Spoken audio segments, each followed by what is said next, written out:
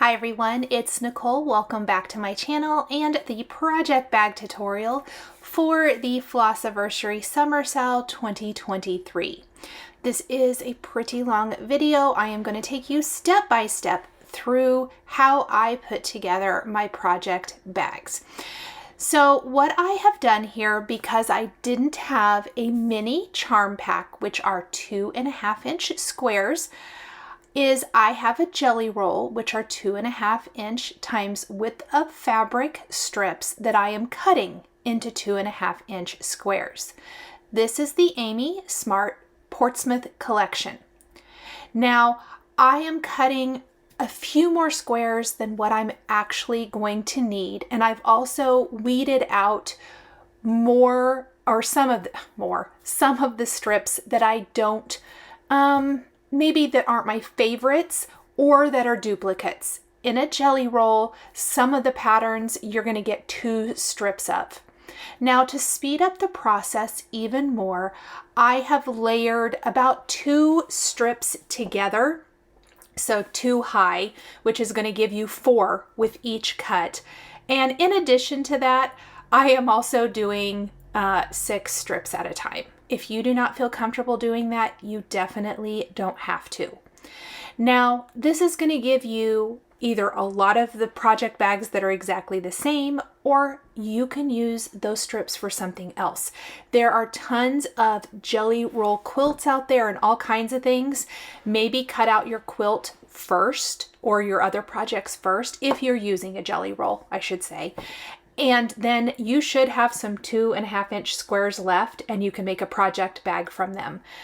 I obviously went into this project knowing that's what I want to do, and I'm making multiple bags. So just kind of a little FYI on that. And you are going to have quite a bit of extra fabric if you use a jelly roll. With a mini charm pack, and I've shown many of these in my Flosstube videos, you will get exactly as many charms as you need. You need 42 2.5-inch squares. So I am going to continue to cut these out, and I am going to speed up the video just a little bit. Now, because I'm making multiple bags, I'm actually laying out all of my charm squares over to the right of my screen where it's out of the picture for you guys, but I have everything laid out so I can go ahead and sew up multiple bags at once. And again, I will have quite a bit left over here. I may even cut up some of these extra squares and offer them as giveaways or something, because I am going to have a lot. Just depends on what I end up wanting to do. This is probably my favorite patriotic collection of the season. It has a very beachy vibe. Once you have all of your squares, you need 42 squares, and I have a few extra, which does allow me to play around with them a little bit. If you are working with a mini charm pack, you will have exactly what you need, so just play around, and I highly recommend laying them all out. What you're going to need is 6 rows of 7. The top row is going to be separate from the rest. Now, I will talk a little bit more about that when we go over to the sewing machine and start sewing. There is not a right or wrong way. You can do this however you want. I am simply sharing in my video today how I put together my bags, hoping that it helps some of you. But definitely, if you are a very comfortable sewer, I want to encourage you to do whatever works best for you. But I did leave in my process for how I play around with the squares, kind of how I work things around. You're going to see me move things around. Don't be afraid to really just kind of make it your own.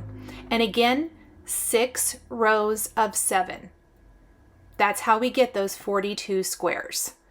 And I did find that this size bag just works really well for our cross-stitch projects. Once I have all my rows the way I like, I do have a design board here. These are available at Fat Quarter Shop. They are by Lori Holt, and I am laying out my squares in the order that I'm going to sew them on my design board, and then I'm going to take the whole design board over to my sewing machine.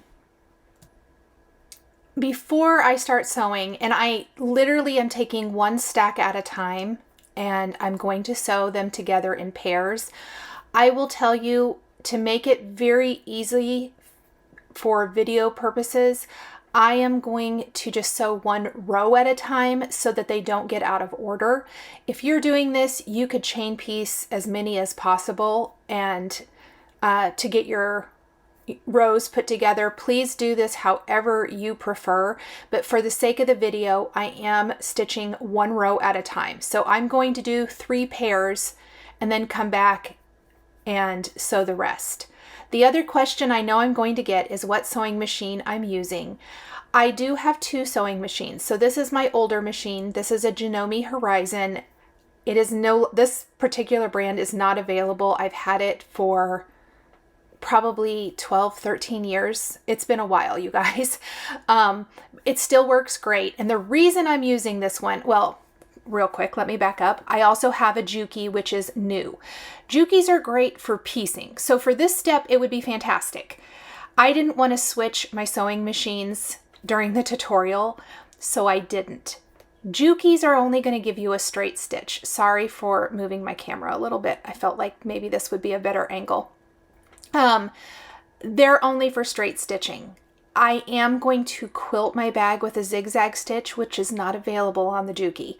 So I am using this machine for everything. I don't do a ton of zigzag stitch, so, you know, honestly, I'm very comfortable with this machine, and the Juki is newer for me, so I just went ahead and used this. So I just wanted to let you guys know that right off of the bat. And you're going to see me, I have a thread cutter. That's what I am moving my fabric because I've chain pieced them and they are connected. I chain pieced them and I connected them, and then I'm going to keep on stitching. So this is going to be one whole row. And what I'm doing is I am piecing together the row and placing it on my design board just like I had laid it out. This is going to ensure that I don't get them mixed up. Why is this important? Well, I don't know about you guys, but if you are a prolific sewer or even just a novice sewer and you have ever sewn little squares together, they get out of order for me all the time. I don't know about you guys, but I get out of order all the time. So I tend to, even though this might be a little more time consuming to do it this way, I lay it all out right in front of me and I just piece it together. I promise it's super fast. And I am just going to continue to sew these, and I am going to speed up the sewing real quick. Is a design board necessary for this? No. It is really nice because you can take it from your cutting table to your sewing machine very easily. It has the batting on it, so it holds the fabric in place while you're working, whether you're sewing quilt blocks or you're sewing together charms for a project bag. I will link my favorites down in the description below, and I'm also going to link to a tutorial that Lori Holt did where she shows you how you can make your own. These are pre-made from Fat Quarter Shop, and I'll just be flat honest with you guys. I bought the ones from Fat Quarter Shop because I didn't want to make my own. There are times where I love to make my own things, and then there are times where I don't want to do that. And so it's worth it to me to buy it. You choose. No judgment. We are a judgment-free zone here on my channel. You do you. I always love that Tim Holtz, if you are a paper crafter, I always love that Tim Holtz says, you do you. You do you, guys, okay? Now I am just going to continue sewing these, and then I'm going to take you back over to my cutting table, and we are going to iron these.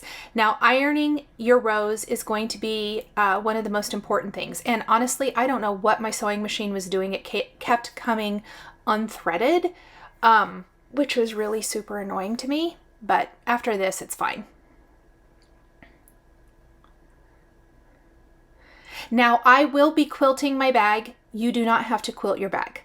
The reason I'm using or putting it together the way I am is because I personally prefer a quilted bag, but please make the project your own with whatever you are comfortable with. Literally, it came unthreaded again. I kind of had forgotten between sewing and voicing this over how many times. My sewing machine came unthreaded. It must have been one of those days. So back at my cutting table, I have my design board, I have my rows all laid out, and I am going to grab my wool pressing mat, and I have just, for the sake of video, and I also, if I'm traveling anywhere, I love my little Aliso mini craft iron, and I am going to press each row opposite directions. What we are going to want to achieve here is nesting seams. Please press however you want. If you prefer to press your seams open, please do that. I often will do that in quilts anymore. It just really depends. Honestly, it just depends on my mood for the day. This is a project bag. It is not an heirloom piece or a quilt. This is a 3 or 4 hour project, maybe max. And so I literally like to nest my seams. So the bottom row is going one direction, the next row up is going another, and I didn't need to flip it over. I noticed I didn't have it ironed super great. You want to make sure your seams are nice and flat. And then I'm going to grab some pins and we are going to pin. And because the rows are pressed opposite directions, they nest, meaning where the intersection is, they're going to line up perfectly. And I'm going to pin at each of those intersections. And I do recommend pinning. Again, if you are not a pinner, that's fine too. Again, everybody do what is most comfortable for you. I am simply showing what I like to do. And for me, I just feel more comfortable pinning. There's a lot less seam ripping that happens when Nichol pins. So I am going to go ahead and press these remaining rows, all of them opposite. And what we're going to be doing next is we're going to sew our rows together. And what is going to happen here, I'm making sure that I have them nested correctly, is I'm going to be sewing the bottom 5 rows together, but the top row I'm not going to sew together. And you can go ahead and sew the whole thing together and cut it apart if you want to. There's really no right or wrong. I do it this way because it's a little less sewing, and I will show you, because we're spray basting, it's pretty forgiving. Let's go ahead and iron the rest of these real quick. And you'll notice me double checking. I do iron something wrong here in a little bit and have to fix it. Not here, but that's okay. You're starting to see with the rows laid out on the project board that it's going to be super pretty. And it is so super pretty, you guys. I absolutely love it.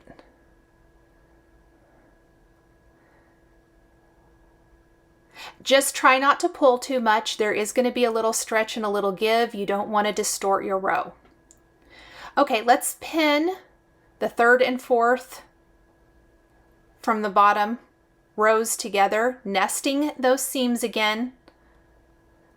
I know for some of you this might be just a tad redundant. For anyone who's super comfortable, let's zoom in just a little bit. But I know a lot of I have had so many questions wanting to see this, and so I felt like leaving in as much information as possible was going to be the best thing to do. So hopefully I am answering some questions that may arise. All right, back to the sewing machine to sew these rows together. I would recommend when you're sewing these to just make sure that your seams are not flipping when they're going through the feed dogs there underneath. So you just want to make sure that it's sewing nice and flat, and pull your pins. Don't sew over your pins, everyone.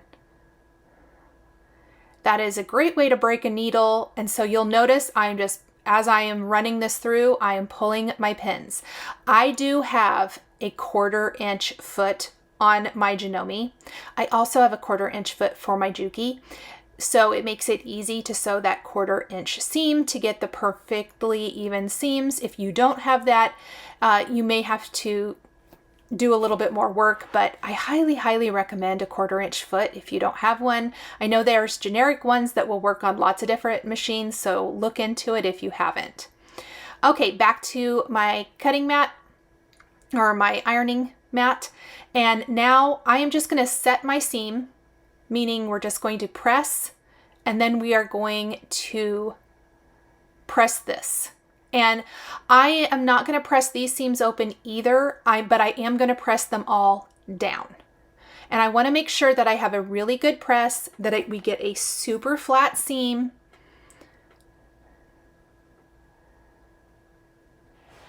So lots of ironing, and ironing is important.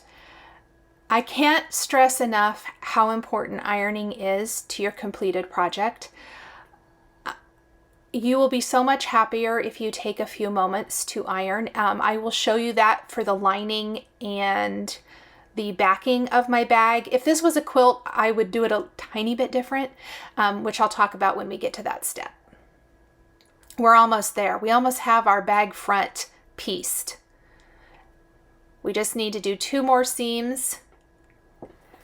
And I am going to speed this up as we are just going to sew these last few or couple rows together, and then it's going to be time to baste or trim our lining, backing, and baste everything together and get ready for quilting.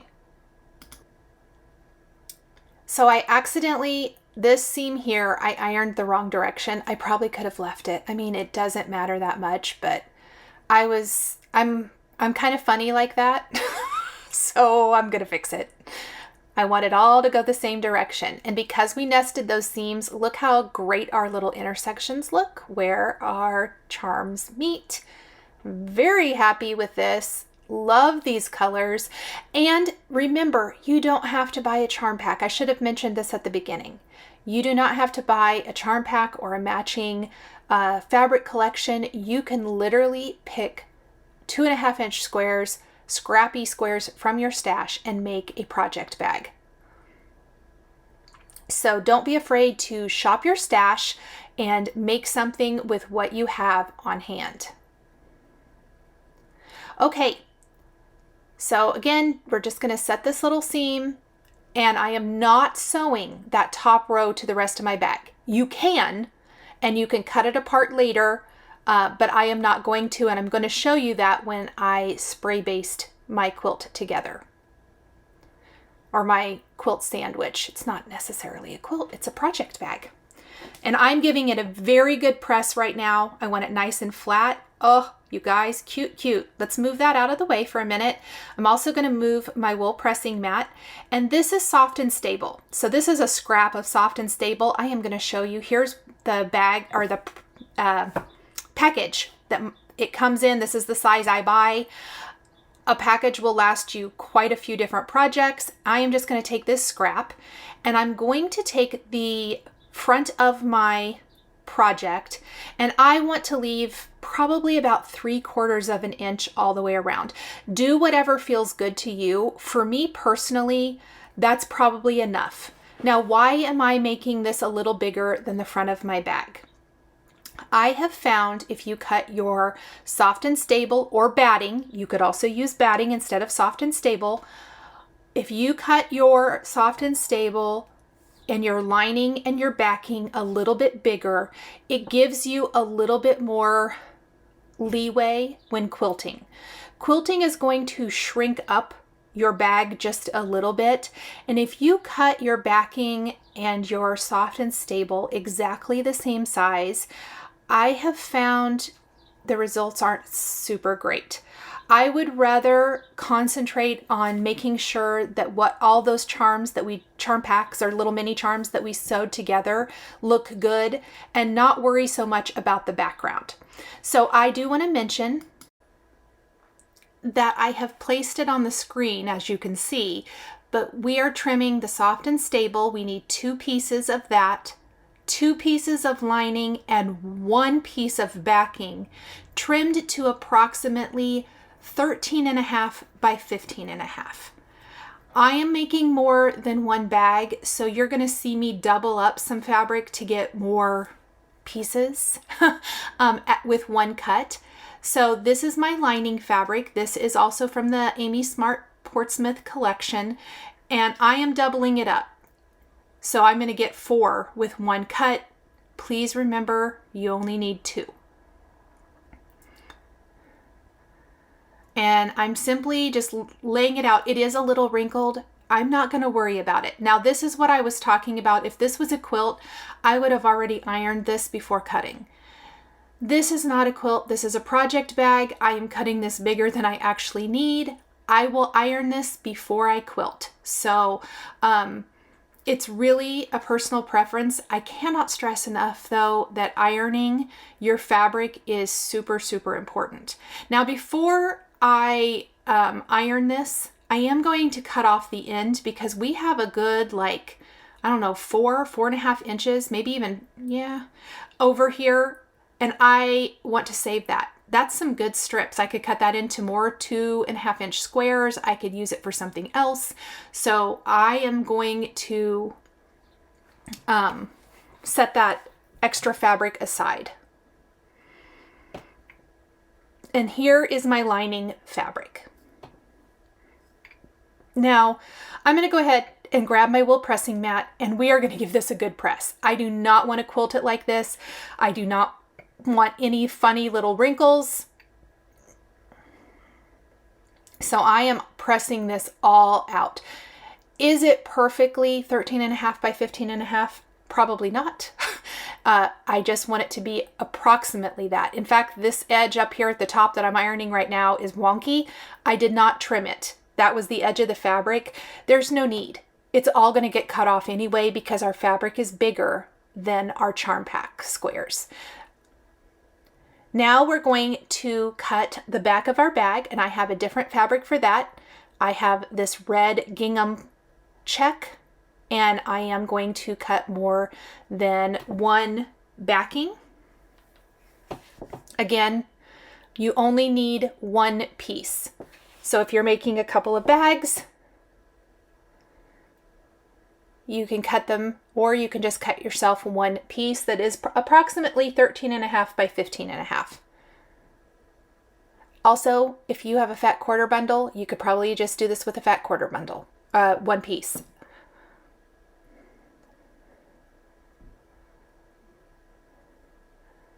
And I'm not going to worry about one of the raw edges again. Also, I know, don't yell at me. I know you're not supposed to take the rotary cutter towards your body. There are some things I did in this video that I did because I have a lot of camera equipment and a lot of stuff in the way. I don't normally sew on camera. So don't yell at me is the moral of my story. Okay, again, we are going to press our backing fabric. I want to get rid of that harsh line, and really it's going to all disappear once we quilt it, but just kind of make sure it's nice and flat. Okay, it's time to build our quilt sandwiches. So that is the back of the bag. We're going to take one piece of our soft and stable, get rid of that little thread, and then we're going to take a piece of lining. So back of the bag, soft and stable, and lining. We're going to smooth it all out. Then the magic here is the basting spray. So this is the June Taylor basting spray I'm using. There's lots of different brands out there.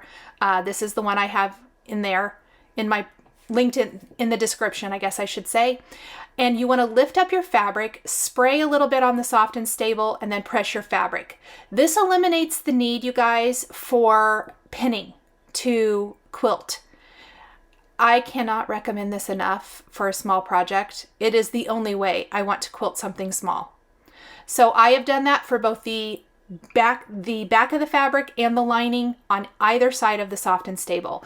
I would highly recommend doing this outside, not at your work desk. I will tell you, I had to clean up my craft mat. I had to use Undo to clean it. So do it in a cardboard box, do it outside. Do as I say, not as I do. I did it this way for sake of video. Now you'll notice I'm lining up that top row with the bottom. I haven't sewn it. And I'm going to show you why I'm doing that. It just makes it easier for quilting.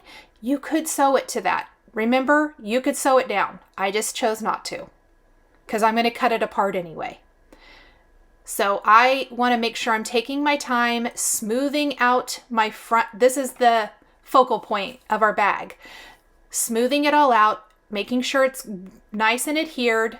And I'm going to just flip it over, and this is the lining. So front of the bag, soft and stable lining. And we are going to press or spray it and press it nice and flat. It does not gunk up your machine. It works fantastic. Highly, highly, highly recommend it. Now we're not ready to quilt yet. There are a lot of different ways to quilt. I am going to be doing a zigzag quilt or zigzag design today, which is basically that big zigzag stitch inspired by Joanna Figueroa of Fig Tree Quilts. I also do a like crosshatch quilting design a lot, which is straight line quilting. This is the reason right now when I'm getting ready to quilt why I chose to use my Janome, because I want to use the zigzag stitch. I could use the Juki if I want to do a straight stitch and do that plaid stitch. But I'm really, really loving this. Now, you do not have to mark your quilt. I'm going to tell you, for me personally, I've done it a lot of different ways. I do have the little, I don't even know what its technical term is, the bar on my machine that's supposed to help, guide you and line you up so you don't have to mark your quilt. That does not work for me. I just don't get as good of results.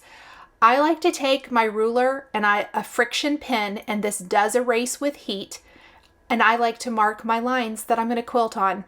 Now, if it's dark fabric, I have a chalk marker that I use that I highly recommend. But if I'm doing something on a lighter fabric, I use the friction pin and then I just erase it. Another option that I'm not using today because I don't want to wet this is there is another pin that erases with water. So if I'm doing a quilt, I will use that one a lot, a quilt that is going to get washed. But in this case, I'm not washing this, so I did use the friction pin. And I am drawing lines all the way down. I started in the middle.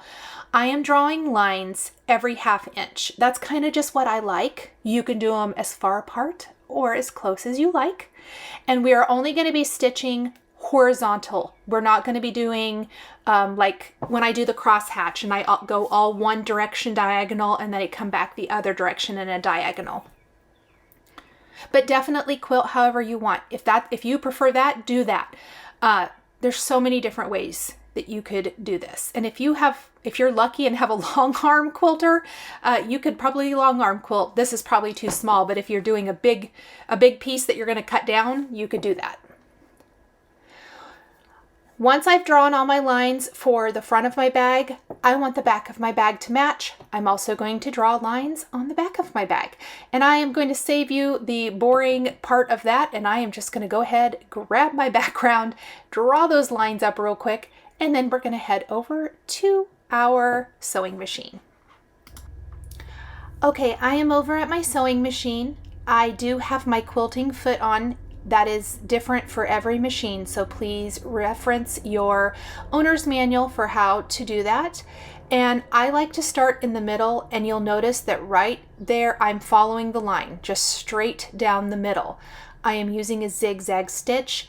The stitches are set to 2.0 as far as how far apart they are, and 3.0 the stitch length. I would recommend, and here's what I did to find out what I liked. I took a scrap piece of fabric and I stitched it to see like the stitch length and if I liked how far apart, because I don't want it to be a tight zigzag back and forth. This is a kind of a loosey-goosey zigzag, for lack of a better term. It's very far apart. It just gives you this very soft quilted look when it's all done that I love. Now, instead of cutting my threads at the end of each stitch, I'm actually sewing down and just going back and forth.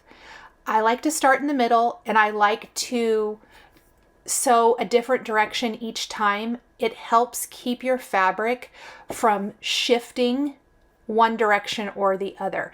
The spray basting helps a ton. I don't find that it shifts a whole lot in my machine anyway, but if you ever find that to be an issue, that is a tip I learned a long time ago, and I think it's fantastic. So I will stitch one direction and then I flip the fabric and I stitch the other. Now, by not lifting up or cutting my threads each time, it saves a ton of time. Quilting is probably going to be the most time-consuming part of this project until you get to the binding, which is always my least favorite part. But it is worth it. You can already see how it's like has that little pucker to it. It's so pretty, you guys, so pretty in real life. Now, the lines that we're following will disappear with the heat of the iron. So when we're done, we are going to iron this really well. I am only going to quilt the front of my bag on camera. The back of the bag is exactly the same, but I am not going to do that on camera. I'm going to save us a little bit of time because this is such a long video today. But I'm just going to follow my lines and do the exact same thing. But I hope you're starting to see how pretty the quilting looks on this, and maybe even can see that little zigzag a little bit. Highly, highly recommend this. I've admired Joanna Figueroa's quilting like this that she's done for years on different little projects here and there, and I've just never tried it. I don't know why. I always think to myself, oh, I love that, and then I kind of go back to my straight line crosshatch. And so when I tried this for the other bag that I shared in a previous Flosstube, yeah, instant favorite. Love it so much. I probably should have gone around the edge of the whole thing first with a basting stitch, but I didn't, so we're going to make the best of it. And you can see the basting spray has secured everything really nicely. And I'm still not going to cut my threads. I'm just going to zigzag right down the side till our next line and keep on stitching.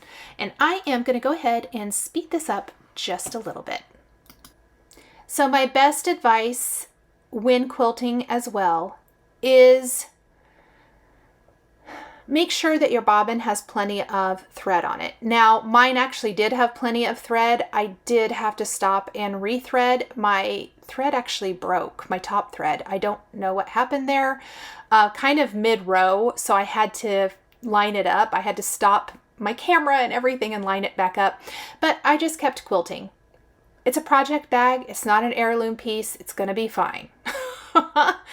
But do make sure that that bobbin has plenty of thread on it, because if you run out mid-quilting, it's super irritating. Ask me how I know. Now, when I get to that separate row, it can be kind of tricky, but like I said, I personally just do it this way. It saves me a little bit of sewing time, but do it however you like. And we're just going to quilt it too. Now, a lot of project bags have a solid strip up above the zipper at the top of the bag. I just really wanted to have mine to all be charm packs and just have that zipper separating it.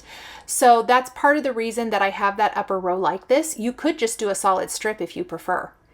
Ooh, look at the back of that bag. So pretty. Okay, so it's time to get rid of all of our lines. I have quilted the front and the back of the bag, and I am just using my wool pressing mat, and you can see those lines just disappear. You just want to make sure that you get all of them. In fact, I noticed I didn't quite get all of them a little bit later in the video when I was starting the binding, and so I went ahead and ironed it again. They will come right off. If you have any concerns about it maybe coming back or something like that, I'm trying to remember. I think, is it cold that they can't, it's severe cold? I have never had my black lines show back up, so that's why I recommend it. But if that's something that bothers you, use a different method to either mark your fabric or figure out where to stitch your lines.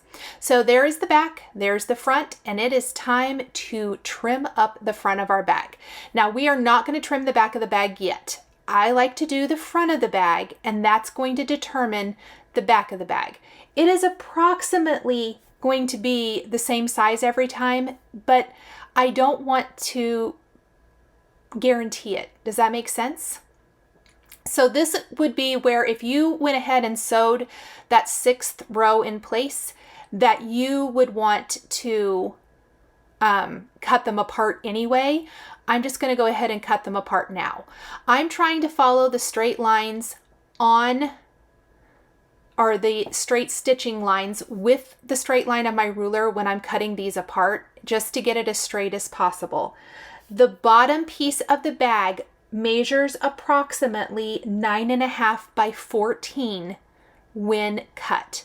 Now, again, don't use that measurement and then be mad because your bag isn't perfect. Like if you cut too much off. My goal here is to just cut off that excess fabric and not, you know, not cut up my actual beautiful quilted front of my bag. I want the bottom to be as rectangular as possible, so I'm really trying to line it up. Then I'm just going to use the grid lines on my mat and my ruler to cut this one. That looks good. So that piece here measures 9.5 by 14, or approximately 9.5 by 14. The extra strip measures approximately 2.5, 2.25 by 14.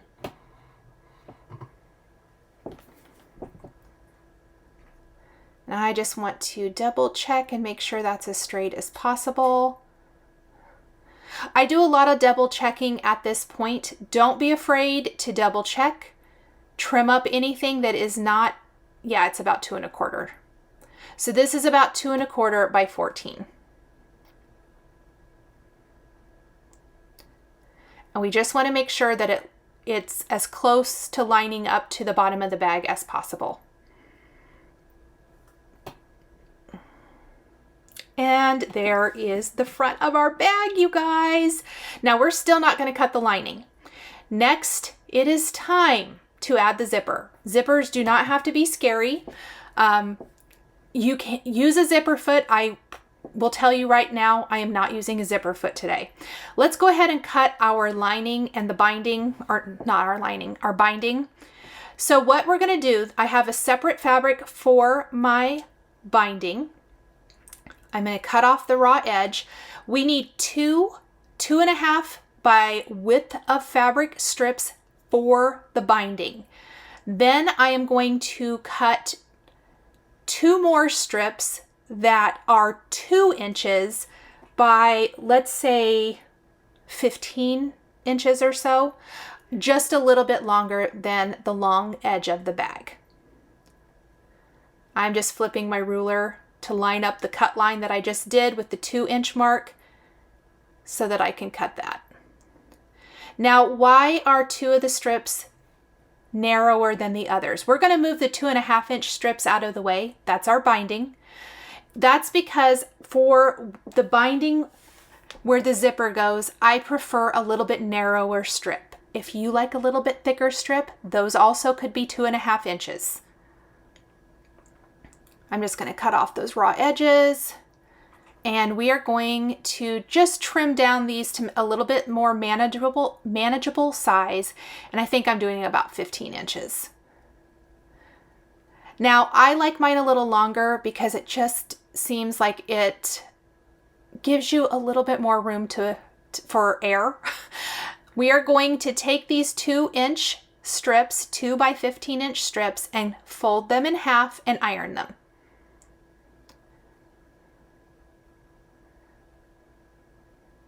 Then we're going to fold them towards the crease, fold that in, and iron again. So we're going to iron one side, and then we're going to fold in the other side and iron again.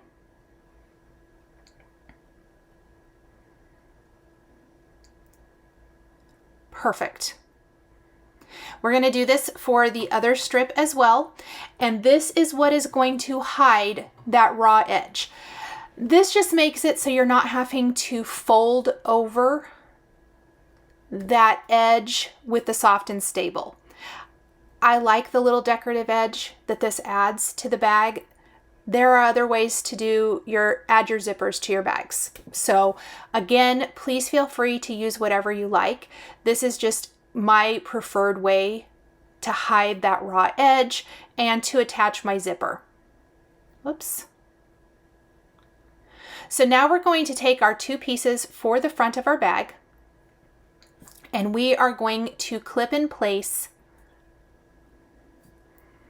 those binding pieces. And I like to use the Clover Wonder clips for this.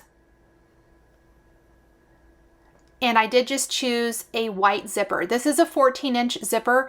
If you want a little bit more leeway with the zipper, pick a little bit longer zipper or pick the zippers that you can choose the length.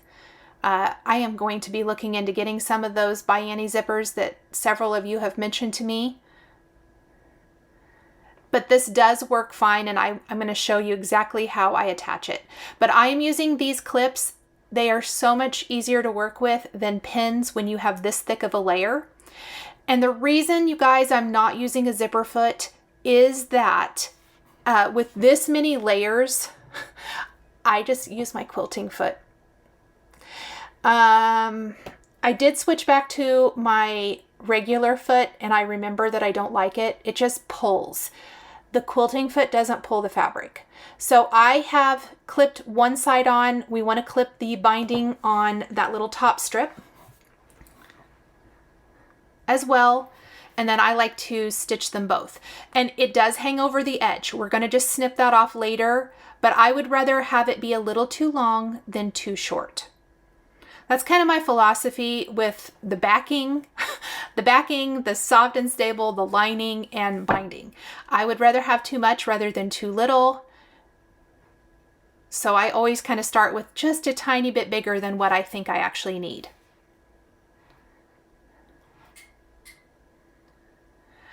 Definitely play around with your machine. Every machine is different. Every machine sews different. I am simply just showing you guys what works best for me. So we are going to sew down the bottom edge of our binding, and I'm just removing those clips as I go, attaching the binding to the top of the bottom portion of our bag and the bottom of the top portion of our bag. So pretty. I love it. Then I am going to take my scissors, snip away the excess fabric on the ends, and we are going to clip our zipper in place. And it's not going to clip perfectly, but it's okay. Now, the reason I don't have to use a zipper foot is the quilting foot kind of glides right over this just fine. So that is probably every machine is a little bit different type of thing. And I actually need to pull that zipper down just a little bit. So now that we're going to sew our zipper on, whether you're using a quilting foot like I'm using or your zipper foot, go slow. We are going to sew down the other side of our binding closest to the zipper. And we're going to go, we're sewing down to where the zipper pull is, and then we want to raise up our foot, and I'm just spinning my fabric around. And I'm going to pull the zipper back out of the way, and I'm going to continue sewing. And we're going to sew all the way down. Just moving those wonder clips as I sew. And leaving the zipper long. That's my other big tip. Leave that zipper long. Perfect. Okay, top of the bag. Same thing. We are going to snip off the excess fabric from both ends. We're going to then line up our bound edge. And this time, you probably, because the clips aren't going to work, I did use a few pins to just hold this in place. It's not my favorite, but with all these layers, but it does work. It's totally fine. I just love the Clover Wonder clips. When we get, so we're going to start here at the end with the zipper, and we're going to do the same thing. I actually brought this over to my machine, or pardon me, to my work table to repin this down to show you a little bit better. Okay.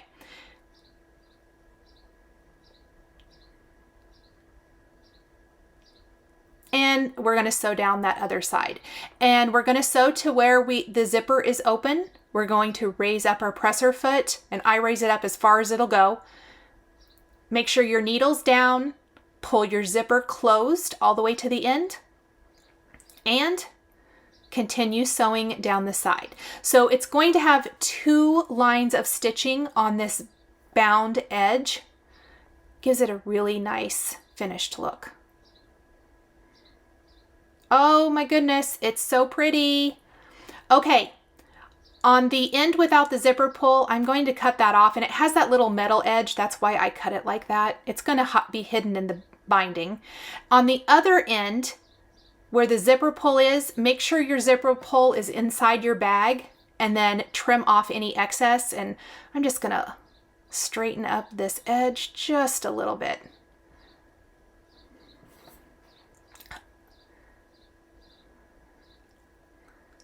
And here's where you can clean up any edges that don't look the way you want them to. Okay, it is time to trim the back of our bag now. Now that the front of our bag is completely assembled, this is when I like to trim up the back of the bag. And I'm going to center it right there on my background. And then we're going to take our ruler and our rotary cutter, or you can use scissors, whatever you like. And we are going to trim it exactly the same size.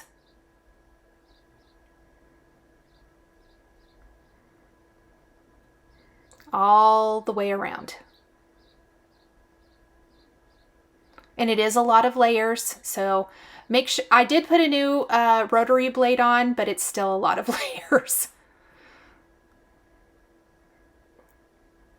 If you find that your rotary blade is not cutting great, replace it. That is also my best tip for sewing. I used to not replace mine near often enough, and I'd get so mad. Now I just replace it. I always have extras, and I always just replace it.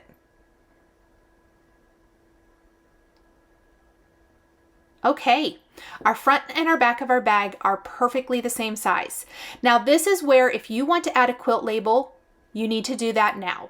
I love these sew-in quilt labels from Sweetwater. I am in their label club. I'm gonna go through here and find one I want to use. I know I have some 4th of July ones and I can't find them. Found it. I'm going to trim around it, and then we're going to take it over to the sewing machine and sew it on the back. You can also purchase labels from their Etsy shop, and I will link to both the club and the Etsy shop down below. And you can get personalized labels either way. But I love that I get labels in the mail every month. This doesn't have backing on it. I thought it did, but it does not. Maybe I already took it off. So I'm just going to pin that in place, and I'm going to run that over to my sewing machine, and I'm just going to do a nice little straight stitch all the way around. It adds a fun personalized touch. That's definitely something you don't have to do. But you can see I have plenty of labels, so I decided I probably should start putting them on things. And we're just going to straight stitch it on right here. And of course, this is a patriotic one to match the patriotic look and feel of this bag. And I did keep my quilting foot on to do this. It's going through all of the layers and just works really well. Now we're going to clip the front and the back of the bag together and do a basting stitch before we add the binding. And that is going to ensure that our bag stays together. And we just don't have to worry about it shifting or anything funny as we go to add the binding to our bag. And I use plenty of clips. I like to pin, I like plenty of clips.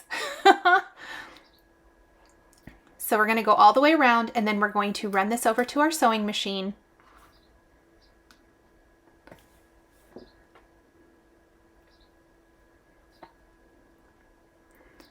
and we're going to sew all the way around. Now I'm using a pretty long stitch length. I think I used 3.0, which is also what I use to stitch on my label. So it's a nice, you know, far apart stitch length, long stitch length, I guess I should say. And we're just going about 1/8 of an inch all the way around. That way that is hidden within the binding. You don't want your basting stitch to be too far out, or the binding is not going to hide it. Make sure your zipper is pulled to, you know, approximately the center of the bag so that the zipper pull is out of the way as you are sewing this and securing it all. And that looks great. Binding time, you guys. So our bag is together, but we need to bind the edges. Let's grab those 2.5 times width of fabric strips that we cut earlier, and we are going to place them front to front at a right angle, and we're going to draw a diagonal line from corner to corner. I like to pin it, and we're going to sew right down the line to make one consecutive long strip of fabric. So I'm just going to take that to my sewing machine, sew down that line. I did shorten my stitch length back to about, I think, 1.6.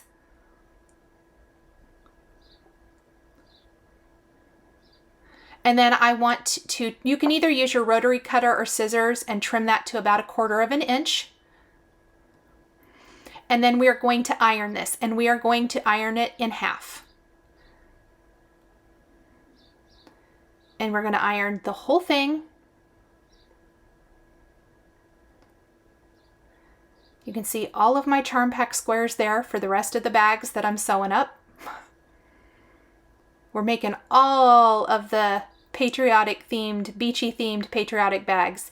I like to then open up the seam and press that open before we fold it in half.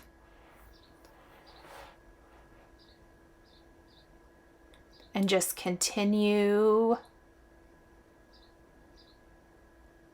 just like so.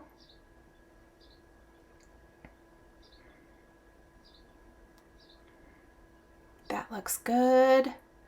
And then we're going to take our strip and our bag over to the sewing machine. And at this point, I really don't secure it to the bag yet. I go ahead and just take that over to the sewing machine.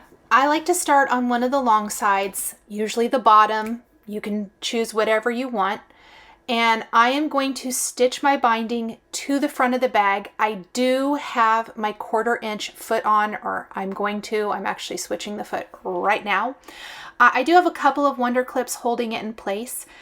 What the goal is here, I am going to show you how to attach your binding so that you have that continuous length and you don't have a straight line. You know the diagonal where we've attached the 2 binding strips? I don't know what this is called. I'm sure there's a technical term. This is also how I attach the binding on my quilts. My project bags, the stitch cases, all of it. So we're going to just start kind of close to the end, back stitch, stitch down to 1/4 of an inch from the corner, back stitch, cut. We're going to pull the binding back on itself and make that nice like right corner. Place our project back under our presser foot, start 1/4 of an inch from the top, back stitch, and we're going to stitch down this side. And you're going to want to make sure as you're stitching, take your time. My best advice with the binding is take your time. Work in, ease in anything that maybe is bunching up. You get to 1/4 of an inch from the corner, back stitch a little, cut your thread, fold the corner back on itself to make another right corner. And I always just kind of clip it.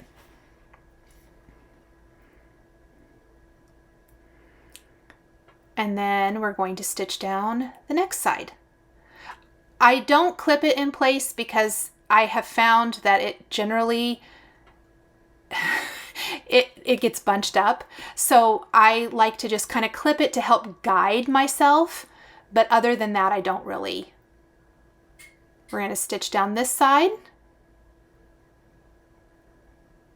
We're going to back stitch 1/4 of an inch from the corner, cut it, fold the binding back on itself, fold it forward for that right angle, sew down the other short side. We only have one more corner. It does not matter what I'm quilting, but I think to myself, oh, 3 corners down, 1 more to go every single time. It does not matter what I'm stitching because the binding is my least favorite part. Have I mentioned that? So we are going to stitch down to this last corner, 1/4 of an inch from the corner. We're going to back stitch, cut our thread, pull our bag out, fold that binding back on itself, and we are only going to stitch maybe 1.5 inches, 2 inches, not very far, just a tiny little bit.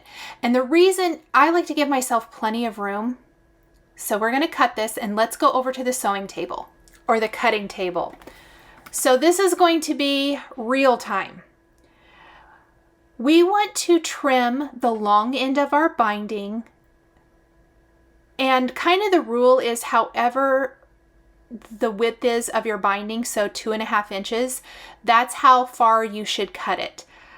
I personally find that generally gives me too much. A great quilt, I feel like it was Corey Yoder in her binding tutorial on her channel, does it at like 2.25. I think it's Corey, someone does theirs about 1/4 of an inch shorter than the 2.5 inch. So that's what I'm going to do. I've measured over 2.25 inches. I drew a line, and that is from the other end, and I'm going to cut that. Now I actually cut not right on the line, and I was like, oh. So let me cut that down just a little bit more on the line.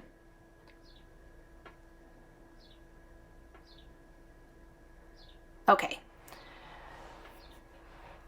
So now we are going to unfold our binding, and we are going to do that right angle edge. And I always check it to make sure it isn't twisted. How many times have I twisted my binding? Many, many. So we want to line it up just like we did when we were combining the 2 ends. It's a little tricky, a little fussy, but you guys, the finished result is so beautiful. So much better than combining 2 straight edges. That is fine too. This is just my preferred way, so I wanted to share that here. I'm going to pin mine together, and I'm also going to stick a pin in my bag because I folded my bag. I do this with my quilt too. I just fold it to help give ease this pulling on this. And I want to go ahead and just pin this pretty well. And then I am going to lay it down, and I'm going to grab my ruler and my friction pin, and I'm going to draw a line from corner to corner on the binding.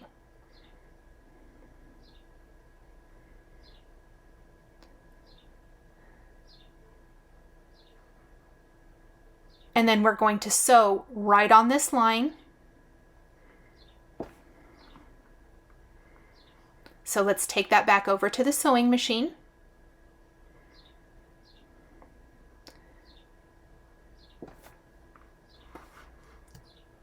And I'm not going to speed this up either. And we are going to sew right on that line that we drew. Yes, is it all twisted up? It sure is. It's a little bit fiddly. Take your time.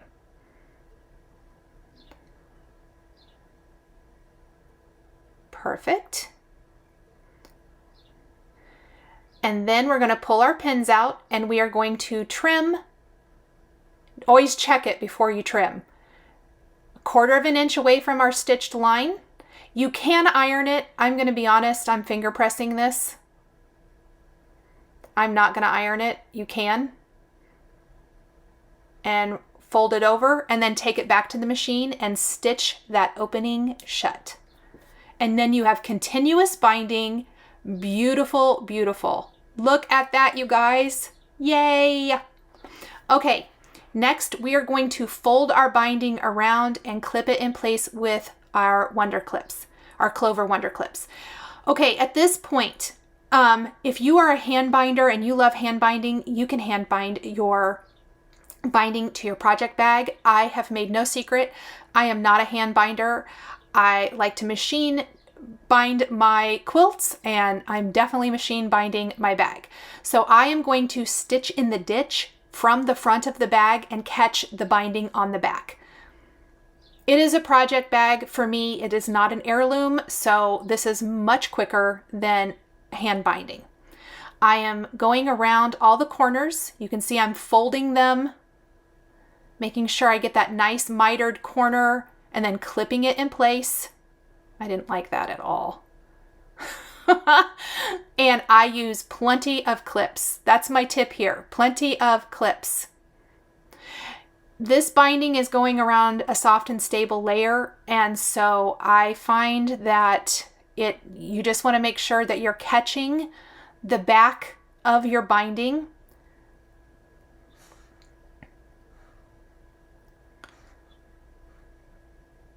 And again, keep that zipper pull in the center of your bag so it's just out of the way as you're sewing.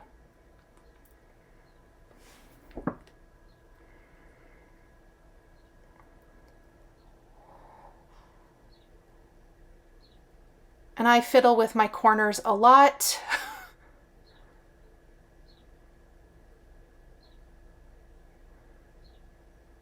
There we go. And we're going to go over to the sewing machine and stitch in the ditch. Now I do have my quilting foot back on. You can use your regular presser foot here, whatever you like. Just going through these layers, I love the quilting foot for ease, but either one's going to be fine. Don't pull the corner Wonder Clip until you're right at the corner. I'm just double checking that it's catching the edge. I check periodically, and you're going to see why that's a good thing. And I left it in the video because it happens. I didn't catch the back of the bag on this edge in one spot. So I did have to seam rip, and I had to fix it because I don't like it. Like, I want to make sure I'm catching it. So I get down here to the corner and I check, and I missed a spot. Ugh. I thought I'd go back and fix it, and I just couldn't. I'm like, yeah, you know what? I have to fix it now. So I'm going to grab my seam ripper, and I'm very, very carefully going to pull those stitches on the back just a little bit, just to where I went off the edge. And that's probably where my clip slipped. I didn't have it pulled as tight as I want.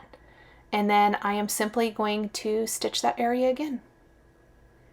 It happens. It's not a big deal. It actually happened like twice, 2 or 3 times on this bag. Sometimes you stitch a project and you don't have this happen at all. Sometimes things don't go the way you wish they would. Ha! There we go. That looks so much better. Okay, and I'm going to continue sewing all the way around my bag to secure my binding. So we are almost done with our bag. We only have left, if you want to add a zipper pull, if you want to cross stitch a zipper pull and add that, I'm going to use one of the Cherry Chick zipper pulls. She has new patriotic zipper pulls. I do know that they are, at the time of this video, they sold out very fast. She did tell me she is restocking, so please keep that in mind if you are interested in getting a fun little zipper pull.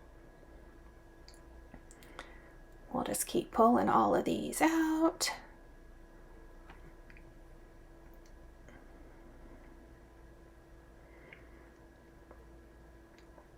And I'm always double checking to make sure it's catching in the back. My main concern is that it looks really good on the front. I want it to look nice on the back, don't get me wrong, but I just want to make sure it's catching and it looks good. Now I just want to make sure I snip any little threads that may be hanging off. There's always something here and there. So I'm just taking my scissors. Oh, did I miss another spot? Ugh, I may have to fix it. But I am going to just snip any little threads that are hanging anywhere. Be careful, you don't want to cut your fabric, but I'm just going to snip any of those off. Oh, it's so cute, you guys. I'm going to grab that zipper pull I was talking about and place that on the bag, and my project bag is ready for our Flossiversary summer sale. Thank you guys so much for joining me today for this project bag tutorial. The supplies I used are listed and linked below the video here on YouTube. If you enjoyed this video, please subscribe to my channel, click that like button, and don't forget to hit the notification bell to always be notified when I have a new Flosstube stitching or quilting video. Thank you guys so much for joining me today, and we'll see you next time.